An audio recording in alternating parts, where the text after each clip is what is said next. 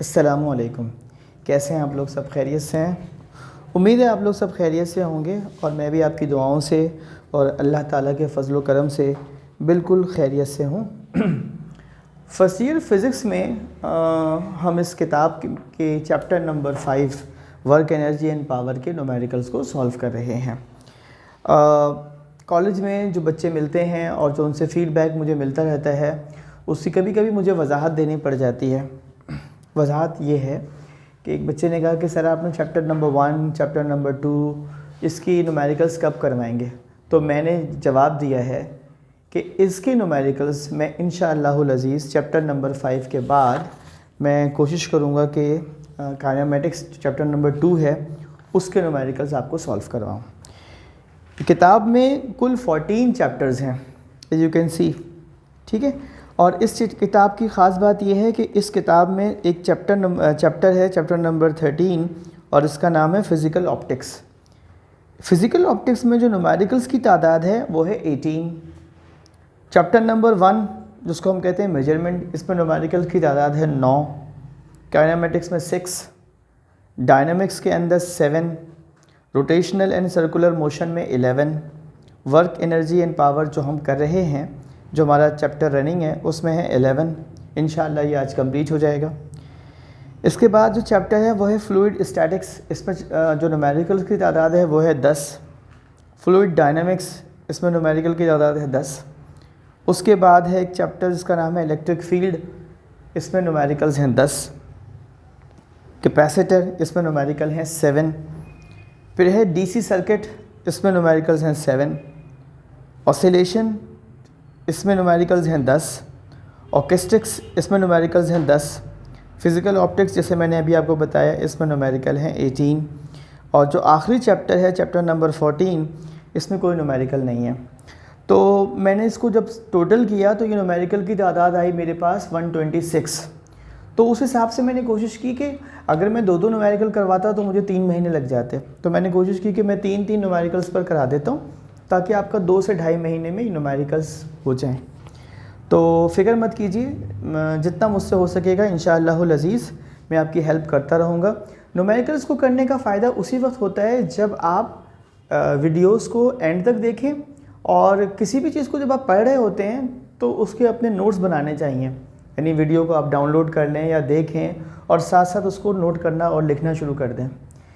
वरना सिर्फ देखा और देखने के बाद किसी और काम में लग गए तो ये वीडियोस हों या लेक्चर्स हों, ये भूल भुलैया होता है, इंसान भूल जाता है।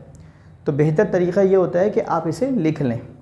लिखेंगे तो आपकी अपनी तहरीर होगी, आदमी को अपना लिखा हुआ अपने हाथ का जल्दी याद हो जाता है और समझ में भी आता है। एग्ज़ाम में रिवीजन करना आसान होता है। कुछ अरसे में यानी कुछ दिनों में इंशाअल्लाहुल अज़ीज़ मैं चैप्टर वाइज़ आपको इम्पॉर्टेंट जो क्वेश्चंस होंगे एग्ज़ामिनेशन पॉइंट ऑफ व्यू से वो बताना शुरू कर दूँगा। तो चलिए आज के न्यूमेरिकल्स की तरफ। ये पेज नंबर 121 पर इस किताब में सिंटेक्स बुक बोर्ड जाम शोरों में आपको मिल जाएगी, और इसके आपको पेज नंबर 121 पर ये क्वेश्चन मौजूद हैं। तो आ जाओ जल्दी से न्यूमेरिकल्स की जानिब। न्यूमेरिकल हमारे पास पहला न्यूमेरिकल क्या है? न्यूमेरिकल नंबर 9, जिसमें वो पावर दे रहा है 1 किलोवाट। के का मतलब होता है 1000, तो मैंने 1 को 1000 से मल्टीप्लाई किया, ये बन गया 1000 वाट। हाइट दी हुई मुझे 10 मीटर, टाइम दिया हुआ 1 घंटा, घंटों को मैंने क्या मल्टीप्लाई किया? मिनट से, 60 मिनट से, और हर मिनट में 60 सेकेंड होते हैं तो मल्टीप्लाई बाय 60 किया, तो ये मेरे पास बन गया 3600 सेकेंड्स। ठीक है जी, 1 मल्टीप्लाई बाय 60 मल्टीप्लाई बाय 60। मास मुझे मालूम करना है, सोल्यूशन की हेडिंग दी, फार्मूला मैंने लिखा है power is equals to W/T। ठीक है, तो W को यानी वर्क डन को मैंने किससे डिनोट किया है? mgh से। ठीक है जी, तो मैंने बोला mass multiply by acceleration due to gravity multiply by height divided by time. तो अब मुझे पावर मालूम है, देखिए मालूम है 1000।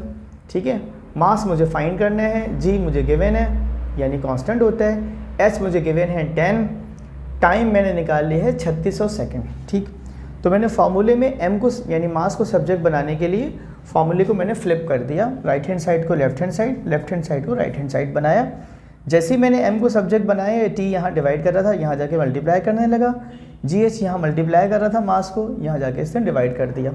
तो मेरा फार्मूला बना m is equals to PT/GH, power 1000, time 3600, g 9.8, h 10।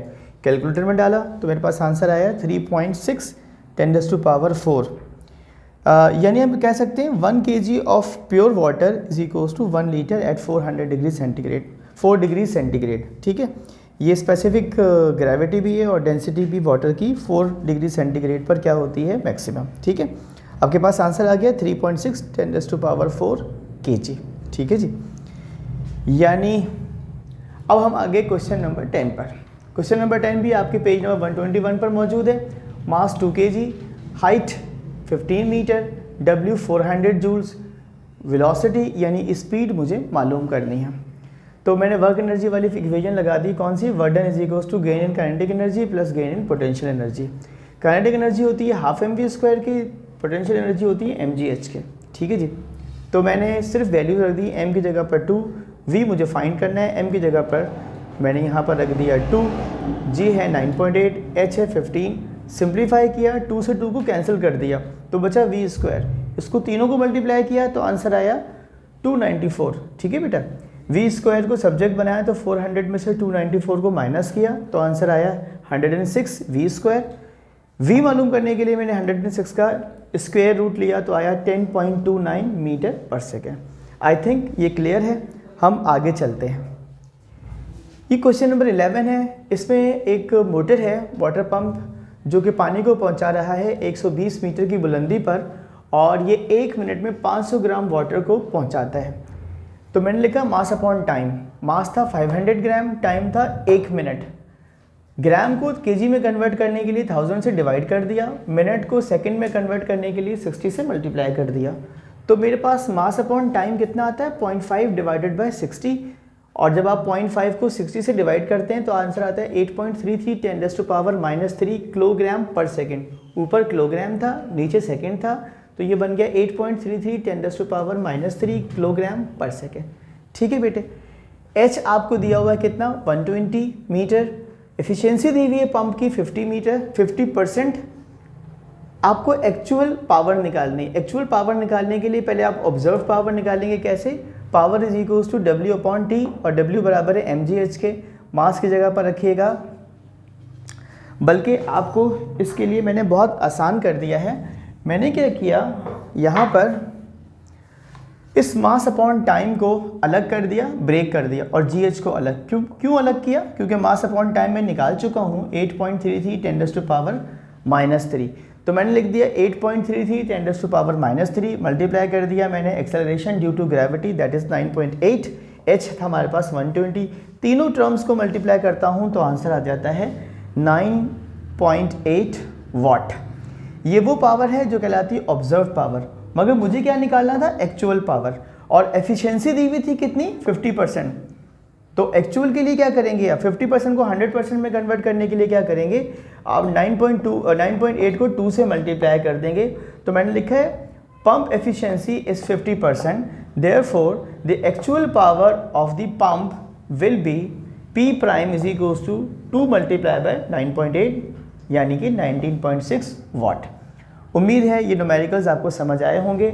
आप इसका स्क्रीनशॉट ले लें, फिर आपको एक शेर सुनाते हैं।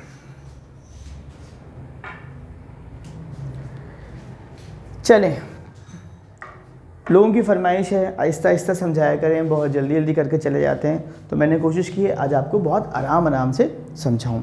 उम्मीद है आप लोग इसको समझेंगे और रजिस्टर पर नोट करेंगे। इसमें सिर्फ मैं आपको ये बताना चाहता हूँ कि ये न्यूमेरिकल इस साल के लिए सबसे ज़्यादा इम्पॉर्टेंट है, तो इसको आप नोट कर लीजिएगा, ठीक है। तो फिर आप तैयार हैं, कुछ लिखें ना लिखें, शेर तो ज़रूर लिखेंगे, तो लिख लें। अगर आपको लिखने का दिल चाहता है तो लिख लें, सुनना तो पड़ेगा आपको, सुने बगैर मैं जाऊंगा नहीं। और शेर है, हसास अगर हो तुम मोहब्बत करो महसूस, हर बात का इजहार ज़रूरी नहीं होता। अल्लाह हाफिज़।